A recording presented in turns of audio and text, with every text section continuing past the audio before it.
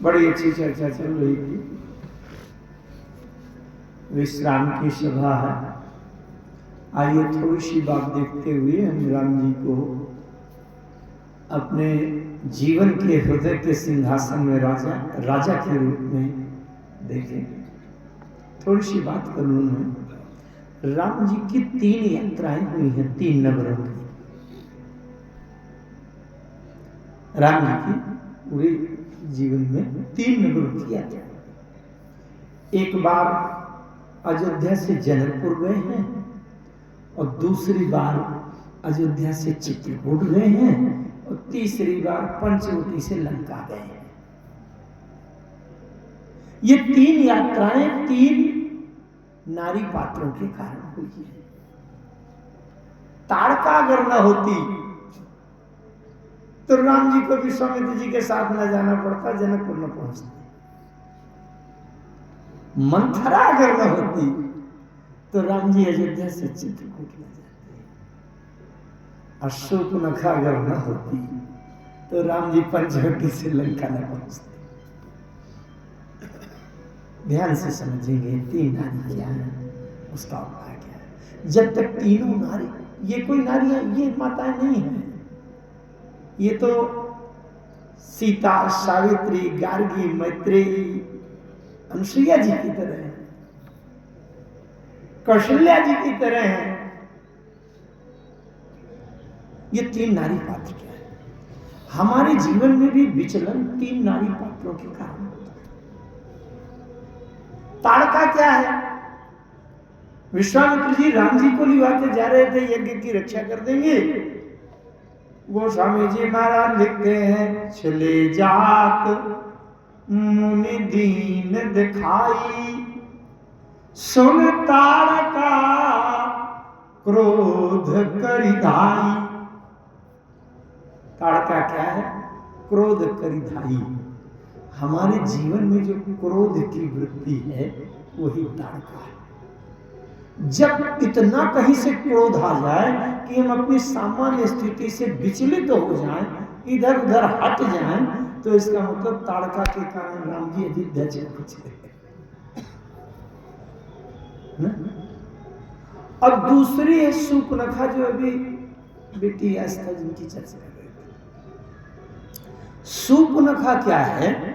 जो अपने लिए जंगल में स्वतंत्र रूप से दुल्हा ढूंढते घूमे, वो काम वासना की वृत्ति है। अच्छा, मैं 2 की चर्चा करूं, यद्यपि मैं कई बार कर चुका हूं। 2 नारी पात्र हैं, दोनों की नाम राशि एक का नाम सीता, दूसरी का नाम शूर्पणखा। दोनों का शतभिषा नक्षत्र है, गोसा शीशु शतभिषा नक्षत्र, कुंभ राशि। सीता गई पुष्प वाटिका में और शूर्पणखा गई पंच वाटिका में। वाटिकाओं का पहले अक्षर का नक्षत्र एक है। सीता ने राम को देखा, शूर्पणखा ने राम को देखा। शूर्पणखा ने देखा, देख विकल वही जुगल को मारा। और सीता ने राम जी को पुष्प वाटिका, दोनों ने वाटिकाओं में देखा। एक ने पुष्प वाटिका में देखा, एक ने पंच वाटिका में देखा। सीता जी के मन में आ गया, ये मुझे जीवन साथी मिल जाए तो बहुत बढ़िया हो जाए, जीवन धन्य हो जाए। शूर्पणखा ने देखा, आए हाय, ये मेरे पति मिल जाए तो बहुत अच्छा। बराबर बात है ना। यहां तक कोई दोष नहीं है। अगर इतने में दोष होता तो सीता जी को दोष लग जाता। अंतर क्या है। सीता जी के मन में तो हुआ कि ये मुझे जीवन साथी पति रूप में मिल जाए। भीतर से आवाज आई कि तो फिर प्रस्ताव करो। प्रपोज किया जाता है ना, क्या। सीता जी ने कहा, बिल्कुल नहीं, फिर अपन पौपितु बस। इच्छा तो है कि मुझे पति रूप में मिल जाए, लेकिन प्रस्ताव बिल्कुल नहीं। क्यों। मैं पिता के वश में हूं, पिता का पूर्णाधिकार है। जहां भेज देंगे वहीं चली जाऊंगी, और उनके आगे मैं कभी एक कदम नहीं, एक श्वास नहीं, एक शब्द नहीं कर सकती। जो अपने पिता, अभिभावक, संरक्षक की मर्यादा, प्रतिष्ठा, उनका सम्मान रखते हुए अपना सर्वाधिकार पिता के हाथ सौंप दे कि जहां भेजोगे मैं वहीं चली जाऊंगी, वही सीता है। और जो स्वयं स्वतंत्र होकर के प्रस्ताव कर दे तुम सब पुरुष नमो सब नारी, वही शूर्पणखा है। ये समाज में ये इसका आजकल क्या होता है, हायर एजुकेशन में हम अपनी बेटियों को भेजते हैं इंजीनियर बनाने, डॉक्टर बनाने, वैज्ञानिक बनाने। अब 2-4 साल अगर बाहर रही तो फिर 4 साल के बाद एकदम एक दिन मैसेज आ जाता है कि पिताजी, पापा जी अगर आना हो तो आ जाइए, आशीर्वाद देने। नहीं, हम तो बने रहे हैं। मतलब शूर्पणखा का प्रचलन ज्यादा बढ़ रहा है। क्या है शूर्पणखा? अच्छा एक बात है, ठीक है, शूर्पणखा ने देखा और मन हुआ कि मुझे पति रूप में मिल जाए, परंतु क्या शूर्पणखा के घर में भाई, भतीजा, चाचा, मामा, फूफा, मौसिया कोई पुरुष नहीं था क्या कि घर में जाकर के कहती, अपने चाचा से कहती, भाई से कहती, भतीजा से कहती कि भैया चले जाओ, वहाँ बहुत अच्छे सुंदर पुरुष दिखाई पड़े हैं और मेरे लिए बात चलाओ, अगर मिल जाए तो बहुत अच्छा। क्या ही नहीं कर सकती थी? गोस्वामी जी ने बड़ा अच्छा सिद्धांत लिखा, महादृष्टि चली फूट कियारी, जिमी स्वतंत्र हुई बिगड़ी नारी। स्वतंत्र होकर विनाश हो। मैं 3 नारी पात्रों की चर्चा कर रहा था। मैं शूर्पणखा में ज्यादा केंद्रित नहीं होऊंगा, बेटी आपने कथा कह चुकी है, अब उसी में कथा चले तो मैं तो 3 दिन उसमें कहूंगा एक शब्द में, लेकिन उसकी कथा बहुत अच्छी। ध्यान दीजिएगा, बड़ी कुछ गूढ़ बातें सैद्धांतिक भी आ रही है। ताड़का क्रोध की वृत्ति है, शूर्पणखा काम की वृत्ति है, लेकिन एक तीसरी नारी पात्र है जो बड़ी खतरनाक है, वो है मंथरा। मंथरा क्या है? अच्छा आप लोग ये समझें, अयोध्या से ताड़का रहती है बहुत दूर, जनकपुर है ना, बक्सर बिहार में रहती है, अयोध्या से दूर। शूर्पणखा रहती है दंडक वन में, वहां दक्षिण भारत में। आपके 3 दुश्मन हैं। एक दुश्मन है आपका कि जो बंगलोर में रहता है, और दूसरा दुश्मन है जो जर्मनी में रहता है, और एक तीसरा दुश्मन है जो आपके घर के भीतर किचन में, बेडरूम में घुसा रातों दिन काम करता है, रहता है। आपको सबसे ज्यादा किस दुश्मन से खतरा है? जो घर में रहता है ना। ताड़का विदेश में रहती है, जब कभी मिलेगी देखा जाएगा। शूर्पणखा अयोध्या से बहुत दूर रहती है, रोज खतरा नहीं है, लेकिन सबसे बड़ा खतरा किससे है? मंथरा। मंथरा महाराज दशरथ के महलों के भीतर, रनिवास के भीतर घुसी बैठी। सबसे बड़ा खतरा। बहुत ध्यान दीजिएगा, थोड़ा उत्तरकांड का स्पर्श करें।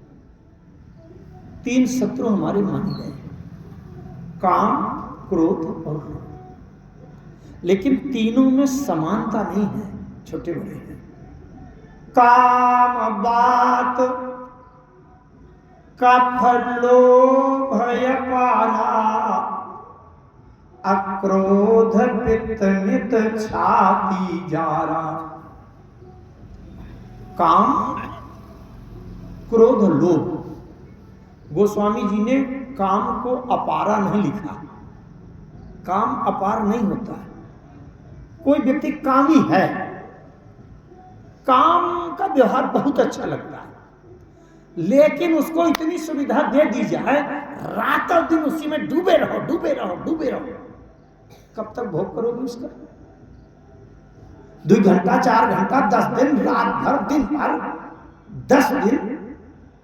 एक स्थिति तो ऐसी आएगी क्यों कहेगा भैया अब अब मुझे मन नहीं है, अब मेरी हिम्मत नहीं, बस ना। अच्छा, किसी व्यक्ति का स्वभाव क्रोधी बहुत है, उससे कहा जाए क्रोध कर, रात भर दिन भर 3 दिन 10 दिन 15 दिन रातों दिन 24 घंटा क्रोध है करते रहे, कब तक करें? इसलिए काम अपारा नहीं है। काम के लिए एक उम्र होती है, वातावरण होता है, कुछ बातचीत होती है, कुछ दृश्य होता है, तो काम सीमित होता है, क्रोध भी सीमित होता है। लेकिन लोभ के लिए गोस्वामी जी ने अपारा लिखा। जिसके जीवन में लोभ आ जाए, भैया रातों दिन गिनती चलती रहती है, इतना हो गया है अकाउंट में, इतना आउट आ जाए, इतना बैलेंस है, इतना रातों दिन गिनती चलती है। लोभ कभी छोड़ता नहीं। काम बात कहते हैं जिसके घुटनों में लग जाए, कमर में लग जाए, उठना बैठना कठिन पड़े। अक्रोध पित्त जो है जलन कारक होता है, दाहक होता है, तो ये तो होता है। लेकिन काम बात कफ लोभ को कफ से बताया गया है। अगर खांसी कफ बढ़ जाए तो छाती में इतना चिपक जाता है कि खांसे नहीं निकलता। अब अगर निकला आपने थूक दिया कहीं, वहां से फिर चिपक जाएगा, छूटेगा नहीं। इसका मतलब लोभ इतना चिपकने वाला होता है कि जीवन में अंत में अगर लोभ आ जाए तो छोड़ने वाला। ये मंथरा क्या है? लोभ की वृत्ति है, महिलाओं के भीतर घुसी बैठी, महिलाओं के भीतर घुसी बैठी है। अच्छा, आप बड़ा आश्चर्य होता है समझकर, आप भी समझें, अयोध्या में एक से एक बड़े बड़े पुरुषार्थी पराक्रमी प्रतापी हैं। गुरु वशिष्ठ जी तो ऐसे हैं, मैंने बताया था नहीं कल कि 100 गोसाई विधि गति जे छेकी और सतय को तार टेक जो टेकी, लेकिन वही गुरु वशिष्ठ बैठे के बैठे रह गए और मंथरा ने जो किया उसका तोड़ नहीं कोई ढूंढ पाया। सोचो आप, दशरथ जी जैसे पुरुषार्थी आगे होई जेही सुरपति लेई, अरध सिंहासन आसन देई, सुरपति बसई बाह बल जाके।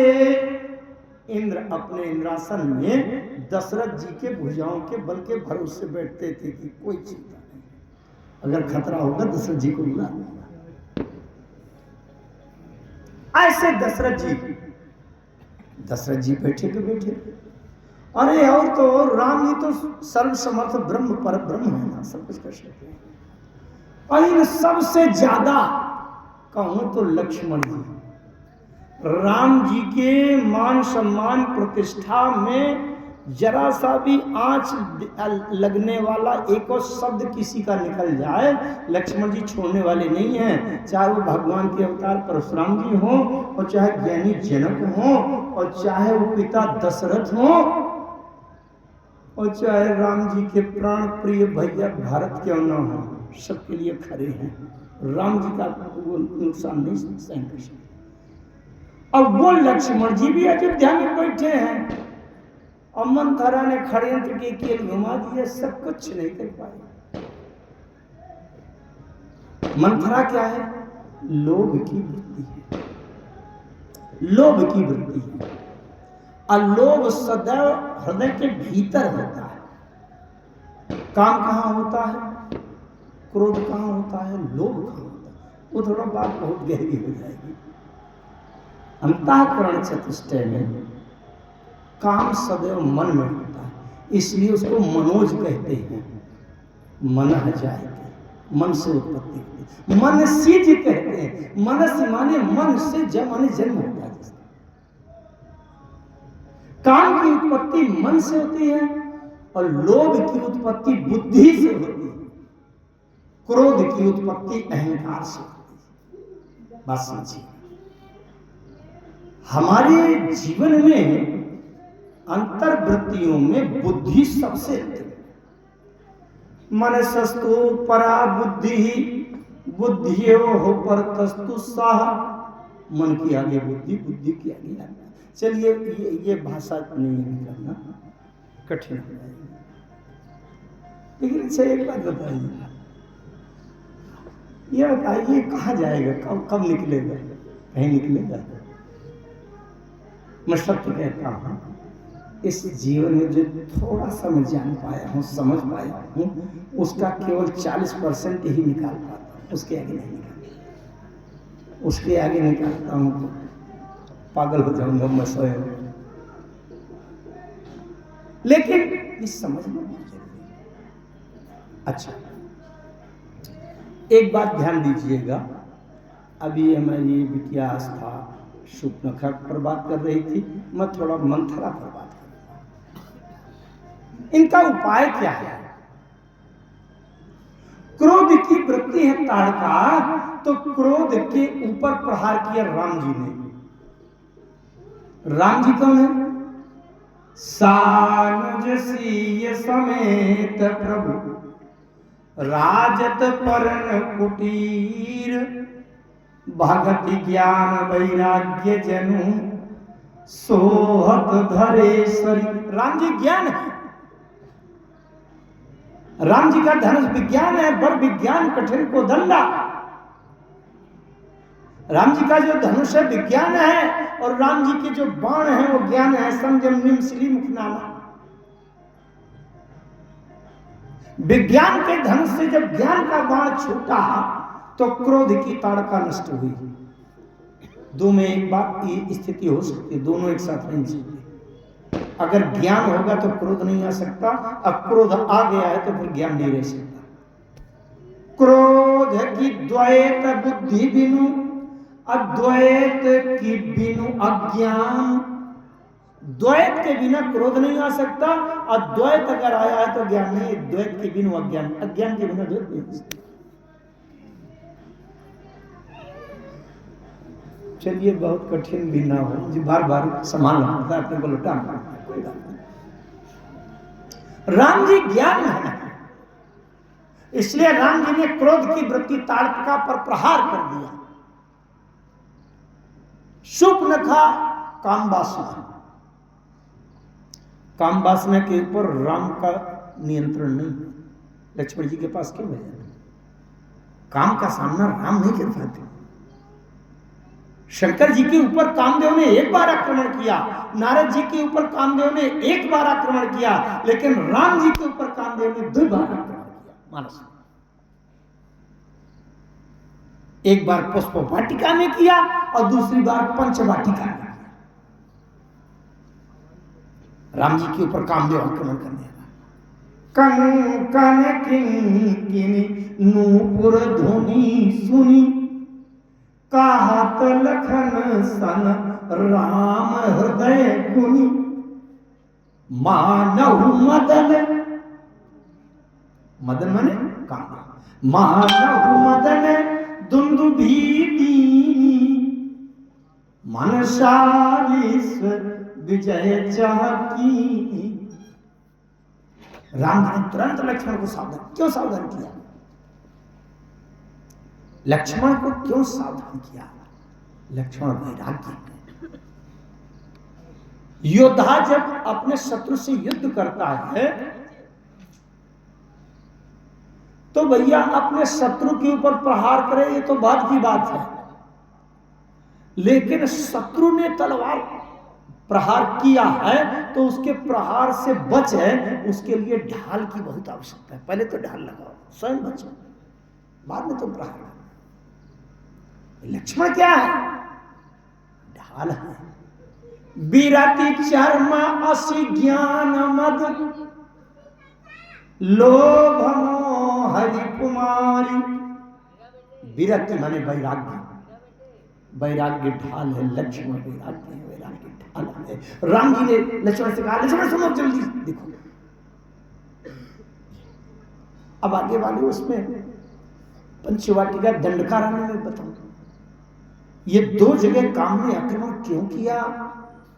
पुष्प वाटिका में संयोग का वातावरण है, और गंडक वन में वियोग का मतलब। संयोग की स्थिति में जब पति पत्नी प्रेमी प्रेमिका दोनों कुछ आमने सामने मिलने की स्थिति में होते हैं तो काम उत्तेजित होता है, लेकिन कम स्तर पर रहता है। लेकिन अगर प्रेमी प्रेमिका या पति पत्नी का वियोग हो जाए, दोनों सेंट्रल गवर्नमेंट की सर्विस करते हैं और एक की पोस्टिंग आगरा में है, दूसरा बंगलोर में है, अब रातों भर नींद नहीं आती, वियोग की स्थिति में काम ज्यादा प्रभावी होता है।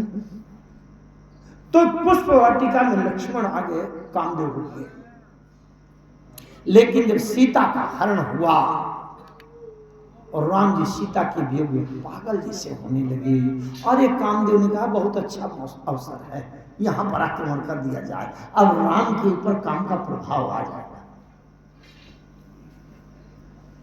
कामदेव ने कहा आक्रमण करिए, राम व्याकुल है, बलहीन है, आक्रमण कर दूं।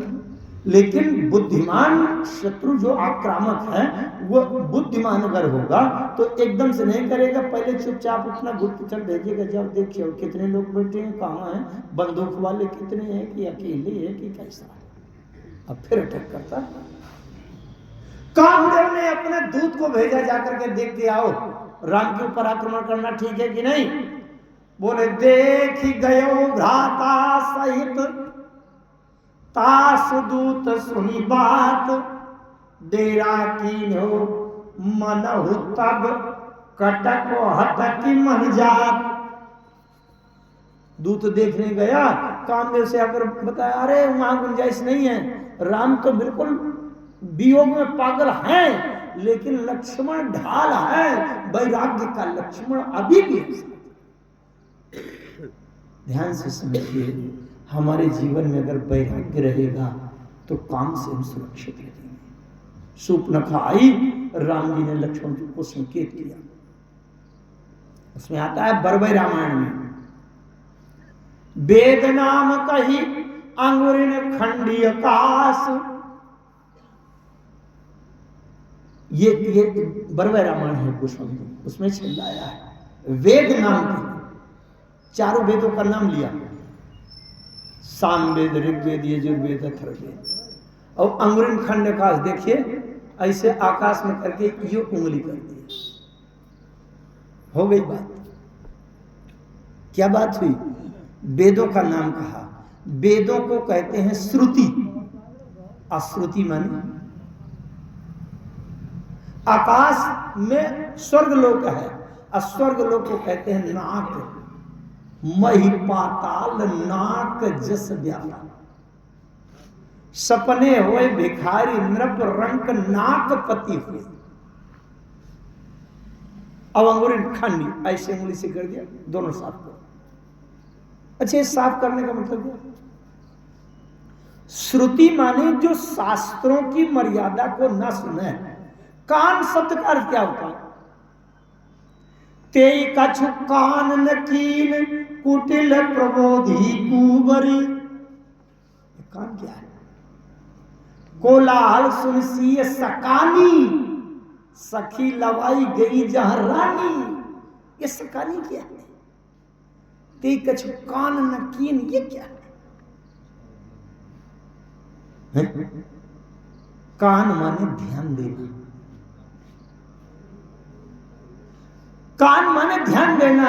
तो इन कानों से वेदों के माने श्रुति के नियम संस्कारों को ध्यान नहीं दिया, महत्व नहीं किया, इसलिए इसके कान काटा। और नाक क्यों काटा?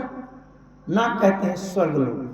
इसका मतलब जो वेदों के शास्त्रों के सिद्धांत और संस्कार को नहीं मानेगा उसको उच्च लोक नहीं मिलेंगे, नाक नहीं, स्वर्ग लोक नहीं मिलेगा, पतन हो जाएगा, इसलिए नाक काटा।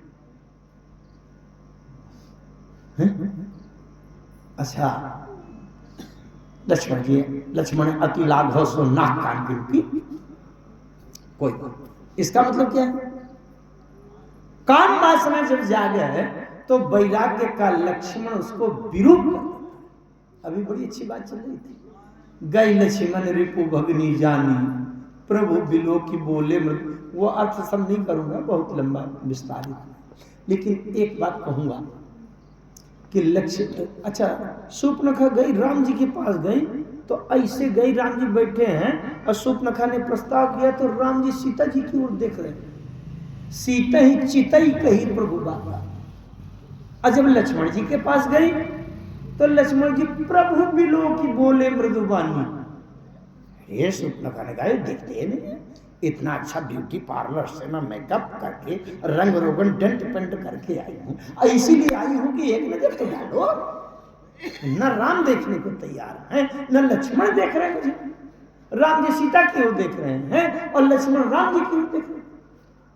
शूर्पणखा ने कहा अरे महोदय एक बार देखो तो सुंदरता, इतना सज धज करा।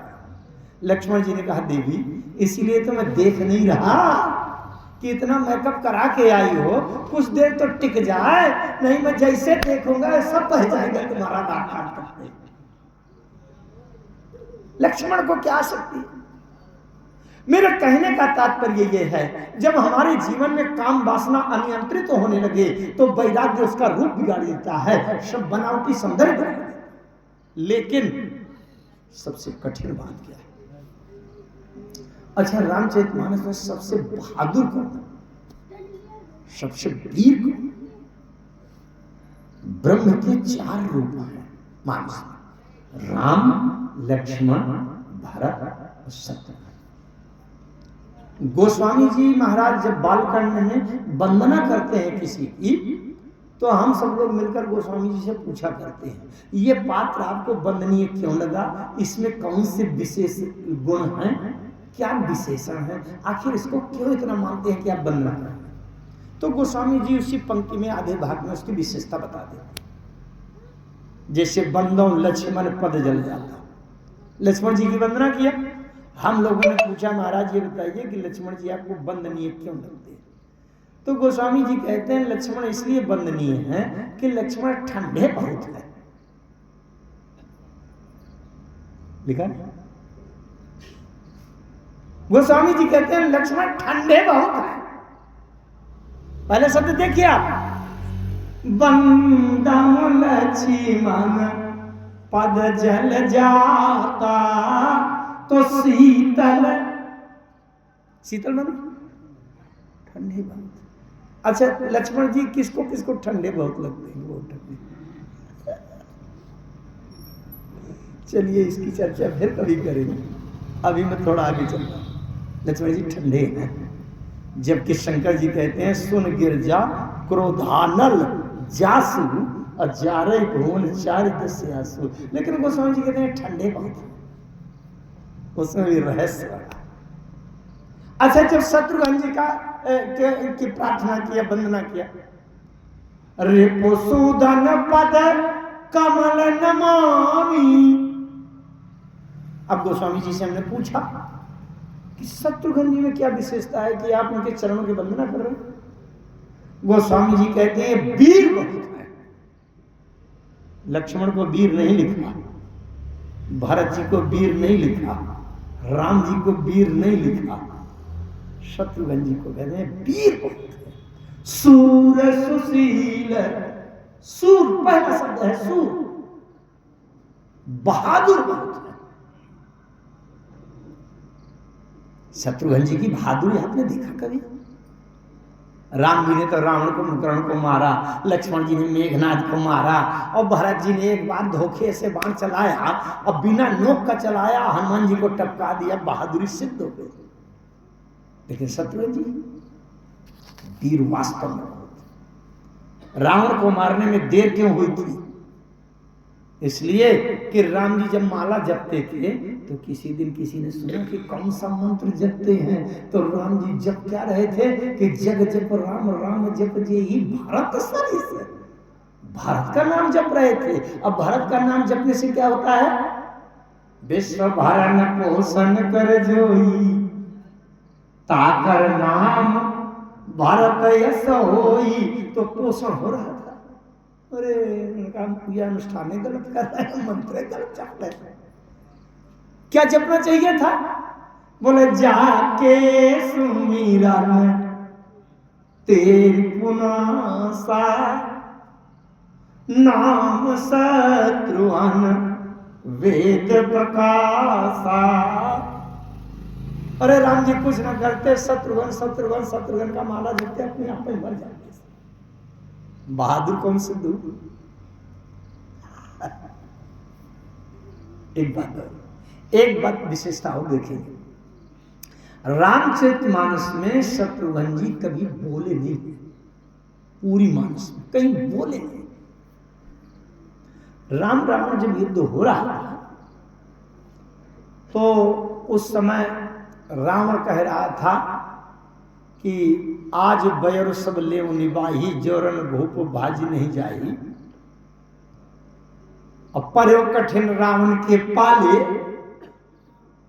राम जी ने कहा हाँ ठीक है, सत्य सत्य सब तो प्रभुताई, जलपस जन दिखाओ मन। अब बोलो नहीं, जलपस जन दिखाओ मन साई। राम जी ने एक नीति बताई, जैनी जल्पना करी सुजसना सही, सुनाई नीति करई क्षमा, संसार मां पूरस त्रिविध पाटल, रसाल पनस समा। 3 प्रकार की पुरुष, एक सुमन फल प्रद, एक सुमन फल, एक फल ही केवल लागही, एक कहाही करही अपर, एक करही कहत न बागही। एक आदमी है जो कहता रहता है, करता नहीं है, और एक व्यक्ति है जो कह देता है वो कर भी देता है। अब तीसरा व्यक्ति ये है कि वो कहता कभी नहीं, जो करना होता है कर ही देता है। श्रेष्ठ कौन हो? कहता कभी नहीं, कर देता है। और सबसे बड़ा कठिन काम, कठिन शत्रु पर प्रहार किया शत्रुघ्न जी ने। वो अयोध्या के अंदर जो मंथरा थी वो लोभ की वृत्ति है।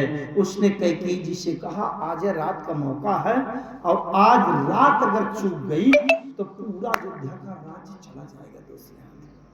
लोभ पैदा कर दिया, लोभ की वृत्ति है। लोभ की वृत्ति से सारे विनाश होते हैं।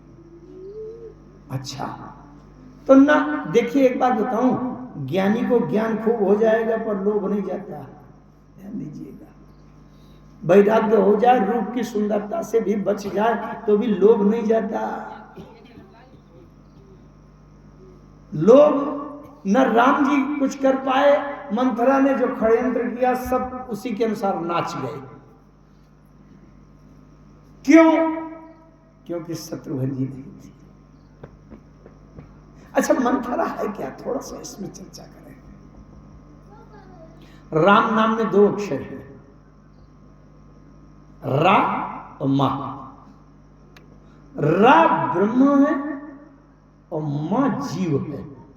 ब्रह्म जीव इव सहज स्नेह, ब्रह्म जीव इव सहज संहति। महाराज दशरथ वेद हैं। दशरथ जी का ये सोचना है कि राम माने ब्रह्म सत्ता स्थापित हो। ये जो वेद हैं वो कहते हैं संसार का कोई व्यवहार तुम्हारा बने ना बने उससे कोई ज्यादा अंतर नहीं है, लेकिन जीवन में ब्रह्म सत्ता स्थापित हो जाए, आत्मा परमात्मा में समर्पित हो जाए, सब ठीक है।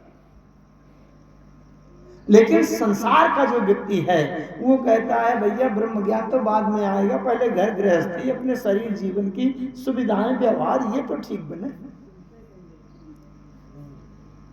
तो रा ब्रह्म है, मां जीव है। दशरथ जी का प्रयास है कि राम जी राजा बने। मंथरा कहती है, कैकेयी से समझा दिया कि राम जी राजा तो बने लेकिन 14 साल के बाद बने, पहले भरत जी राजा बने। कैकेयी जी ये नहीं चाहते कि भरत राजा बन जाए। बहुत ध्यान से समझिएगा तो एक पॉइंट बताऊंगा। अगर कैकेयी ये चाहती कि भारत, मेरा पुत्र भारत अयोध्या का राजा बने, तो कैकेयी का मुंह मांगा वरदान मिलना था। जो मुंह से मांगती वही मिल रहा था, है कि नहीं? और उसके दुष्प्रभाव में दशरथ जी को मरना था। भाई तो दशरथ जी तो मर ही गए, शरीर छोड़ दिया, इससे ज्यादा और कोई नुकसान होना नहीं था। तो जब कैकेयी का मुंह मांगा वरदान मिलना था और कैकेयी ये चाहती कि भरत राजा बने, तो 14 साल की सीमा क्यों रखी? 14 साल के बाद लौटकर राम को अयोध्या के आने की गुंजाइश क्यों छोड़ दिया? कैकेयी को ये मांगना चाहिए कि राम जब तक जिंदा रहे तब तक जंगल में बना रहे, लौट के कभी ना आए, ताकि मेरे पुत्र भरत का निष्कंटक राज्य हो जाए। मांगना सीख नहीं, लेकिन ये उद्देश्य नहीं है, बहुत गहरे है मानस के मीमांसा। उनका उद्देश्य ये है कि पहले जीव की व्यवस्था हो जाए, फिर ब्रह्म ज्ञान बाद में। लेकिन इन स्थितियों में यह भी तो हो सकता था कि भाई राम जी राजा ना बने, राम जी राजा ना बने, भरत राजा बन जाए, लेकिन महलों के एक भाग में, एक कमरे में राम जी भी बने रहे, भरत जी सिंहासन में बैठ जाए। ये भी तो हो सकता था कि नहीं? नहीं हो सकता था। अच्छा नहीं है? हाँ हाँ बिल्कुल है? अच्छा नहीं, पब्लिक को तो राज शासन के द्वारा नियंत्रित किया जा सकता है। उसका एक कारण, राम भरत को साथ नहीं रखना चाहिए। बड़े ध्यान से समझेंगे, उसी के नाम में छिपा है। राम नाम के 2 अक्षर, रा है ब्रह्म, मा है जीव। अब जीव की दृष्टि पर प्राथमिक जीव है, जीव की दृष्टि में तो इसको उल्टा करो तो हो गया मरा। मरा हो गया कि नहीं? लेकिन मंथरा कहती है एक जगह न रहे, इसलिए रा अलग हो जाए, मां अलग हो जाए, तो बीच में था अक्षर लगा दिया गया जो भेद करता है, दूर दूर फेंकता है, वो बन गई मंथरा। मंथरा का काम क्या है? राम और भरत एक जगह में रहे। क्यों? ये लोभ का की प्रगाढ़ स्थिति है, लोभ की प्रगाढ़ स्थिति है, राम को दूर फेंको। तो नियंत्रण क्यों नहीं था? जब राम जी चले गए, महाराज दशरथ के प्राण निकल गए, भरत जी को बुलाया गया और भरत जी आए, देखा उनके साथ में शत्रुघ्न जी थी। उसी समय मंथरा आई, जिसके ऊपर न दशरथ जी का पुरुषार्थ चला, न वशिष्ठ जी का कोई ज्ञान और कोई युक्ति काम किया, न राम जी कुछ कर पाए, और लक्ष्मण से ज्यादा आनंद तो राम का कोई है ही नहीं है। लेकिन आश्चर्य की बात कि लक्ष्मण भी एको शब्द नहीं बोले। शत्रुघ्न जी ने जब देखा, ते ही अवसर कुबरी ताह आई, बसन विभूषण विविध बनाई, अलखी ऋषि भार्य लखन लघुबाई, भरत अनल घृत आहुति पाई, होम गिलात तकी कुबर मारा, परी मुंह भरे मही करत पुकारा, अकुबर टूट्यो फूट कपारू, दलित दसन मुख रुधिर प्रचार, खून उबलने लगे, दांत टूट गए। क्या है ये? अब ये चारों भाइयों को देखना है अपने जीवन के अंदर। राम जी ज्ञान तत्व है, राम जी ज्ञान है, लक्ष्मण जी वैराग्य, भरत जी अनुराग हैं और शत्रुघ्न जी त्याग है। लोभ का नियंत्रण त्याग के लात की ठोकर से हो सकता है, बाकी नहीं। खूब ज्ञान है शास्त्रों का, व्याख्या का, लेकिन लोभ नहीं छोड़ता। इतनी दक्षिणा दो, इतना करो, इतना करो। रूप की सुंदरता से तो वैराग्य हो सकता है, पर पैसे के नोट की गिनती से कभी कोई समझौता नहीं। भरत जी अनुराग है, भगवान के चरणों में प्रेम है, लेकिन फिर भी लोभ का नियंत्रण नहीं है। लेकिन अगर जीवन में त्याग है, और एक विशेष बात और है, शत्रुघ्न जी भी अगर मंथरा के ऊपर हाथ से स्पर्श करते, प्रहार करते, तो भी कहीं ना कहीं कफ चिपक जाता। लात की ठोकर मारी है, होम भी लात तक लात की ठोकर त्याग की पराकाष्ठा है, त्याग की पराकाष्ठा है। अगर त्याग की भावना आ जाए, मुझे ये भी छोड़ना है, वो भी छोड़ना है, वो भी त्याग करना है, तो जब अपने पास वाला भी सब कुछ त्याग करना है, तो फिर लोभ के लिए षड्यंत्र नहीं बुनेगा कि ये इतना 2 लाख मिल जाए। क्यों? जब त्याग करना है तो मैं क्या ये बवाल करूं? जीवन में सबसे बड़ा शत्रु अंदर जो घुसा बैठा है वो लोभ है। शत्रुघ्न जी ने लात की ठोकर से प्रहार कर दिया, मुंह से रक्त निकला और विरक्त से सच गई। गोस्वामी जी महाराज, अच्छा जब काम क्रोध लोभ तीनों नियंत्रित हो जाते हैं, उसके बाद ही हमारे जीवन में राम राज्य की स्थापना होती है। और मुख्य रूप से श्री भरत जी, भरत जी प्रेम है, भरत जी अनुराग है। अगर हमारे हृदय में निस्वार्थ, निष्कपट, शुद्ध, पवित्र प्रेम नहीं है तब तक राम राज्य नहीं होगा। एक बात आप देखेंगे कि राम जी राजा बन गए। एक दिन बगीचे में टहलने गए थे, बगीचे में, तो राम जी राजा महाराजा धीराज हैं, बगीचे में गए हैं, 10-20 नौकर चाकर आगे पीछे तो चल ही रहे हैं। अगर बैठना है तो तुरंत कुर्सी सिंहासन वहां भी तो दौड़ के ला सकते थे, लेकिन राम जी कुर्सी में नहीं बैठे, सिंहासन। भारत दीन निज बसन दसाई, बैठे प्रभु से वही सब भाई। एक और मैं इसमें संपुट जोड़ दूं, राम जी का सार्वजनिक दर्शन कहां से शुरू हुआ, कहां गायब हुआ?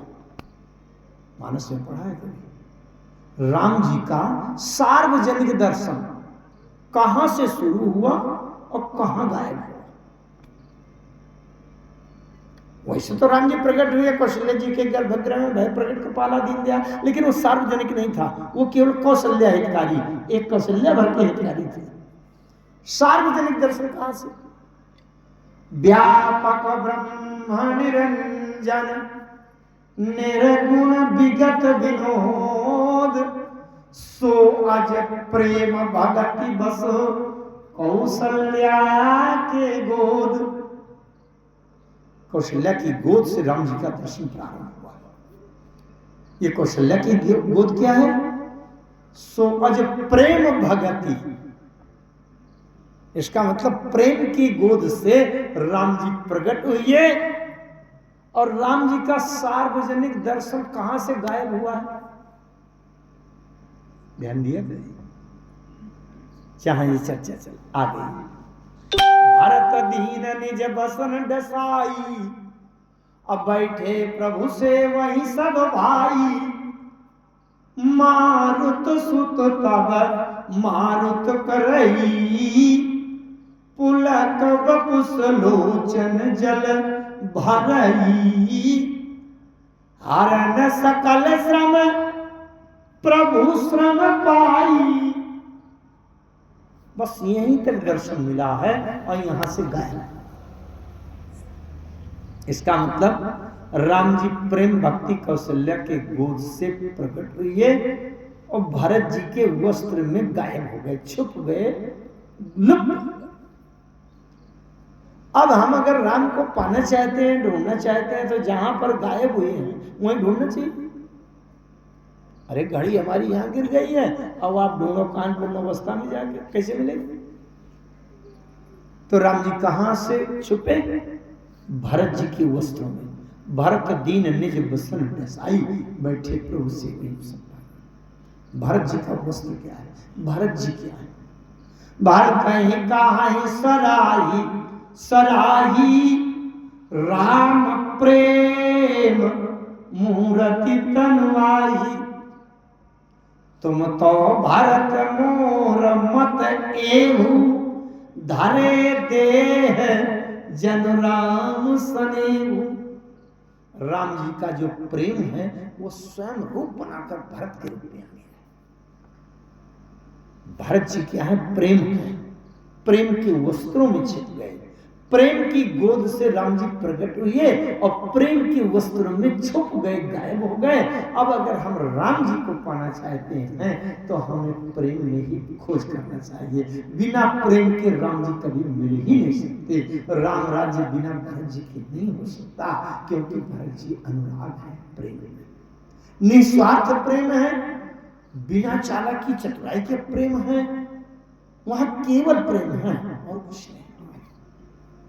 इस प्रकार से काम क्रोध लोभ ये तीनों संयमित हों और प्रेम की पराकाष्ठा हो, तब राम जी का राम राज्य संसार में हो चाहे ना हो। हमें अच्छा एक बात बताऊं मैं, संसार कुछ भी करे, हमें अपना कल्याण करना है कि नहीं? तो अपना कल्याण करना है, अपने हृदय में वो स्थिति प्राप्त करने का प्रयास करना चाहिए। हमारे अंदर चालाकी चतुराई बदमाशी किसी तरह का छल कपट बनावटी धोखा झूठ ये ना हो और हम हृदय से निस्वार्थ निष्कपट राम जी के प्रति चरणों के प्रति प्रेम का समर्पण करें। राम राज्य हमारे हृदय से होगा और हम भगवान की कृपा की छत्र छाया के नीचे हम सुखी रहेंगे। राम जी जब लंका से विजय प्राप्त करके आए, सिंहासन में बैठे, राम जी बैठ गए सिंहासन पर, त्रिभुवन स्वामी समय क्या हो गया 9:40 ठीक। तो ये राम जी से पूछा गया, राम जी का तिलक हो गया, प्रथम तिलक वशिष्ठ मुनि की ना, सभी ब्राह्मणों ने फिर तिलक किया, सब प्रसन्नता हुई। राम जी से पूछा गया, अच्छा राम जी सिंहासन पर, सीता जी बाएं भाग में और पीछे लक्ष्मण जी खड़े हैं राम जी के सिंहासन की छतरी पर, बड़ी छत्र छत्र। भारतांगदादि भारतांग विभीषणांगद हनुमदादि समेत जे अगय छत्र चामर व्यजन धनु असि शक्ति चर्म विराजते। भरतादि अनुज, भरत जी छत्र पड़े। किसी ने भरत जी से कहा कि आप पीछे क्यों खड़े हैं सिंहासन के, आगे क्यों नहीं आते हैं? भरत जी ने कहा, एक बार मेरे प्रभु राम जी राजा बनने जा रहे थे, उस समय मैं नहीं था, केवल मेरी याद आई थी कैकेयी जी को, और इतना बड़ा ये बिगाड़ हुआ कि 14 वर्ष के लिए राम जी चले गए जंगल, और इस बार अगर मैं सामने मुंह दिखा दूं तो न जाने कितना बड़ा अनिष्ट हो जाए कि 28 साल के लिए न चले जाएं। इसलिए मैं राम जी के मुंह दिखाने लायक नहीं, पीछे खड़ा रह। किसी ने राम जी से पूछा, आप राजा बन गए, राम राज्य हो गया? राम जी ने मुंह लटका कर कहा, हाँ, भरत की छत्र छाया में राम राजा बन गए। 14 साल पहले राम राजा इसी कारण नहीं बन पाया था कि भरत की छत्र छाया नहीं मिल रही थी, तो राम राज्य कैसे हो सकता? दोनों भाइयों में जब एक दूसरे के प्रति इतना अभिन्नता हो तभी राम राज्य हो सकता है। हम प्रयास करें कि घर में न कर पाए। आजकल बड़ी स्थिति खराब है घरों की, अपने परिवारों की। कुछ भी कितनों आप उपदेश दो, आदर्श कहो, कुछ नहीं। कलयुग है और वातावरण विषैला बनता जा रहा है। मैं कहता हूं संसार को छोड़ो, हम अपने हृदय के भीतर राम राज्य के ये छत्र छाया बनाने का प्रयास करें, अपने हृदय को प्रभु में समर्पित करें, तभी राम राज्य संभव होगा। और इसी राम राज्य में हमको अंतर्वृत्तियों से सुख शांति विश्राम और आनंद मिलेगा। यही जीव का अंतिम लक्ष्य है, यही हमारे मानव जीवन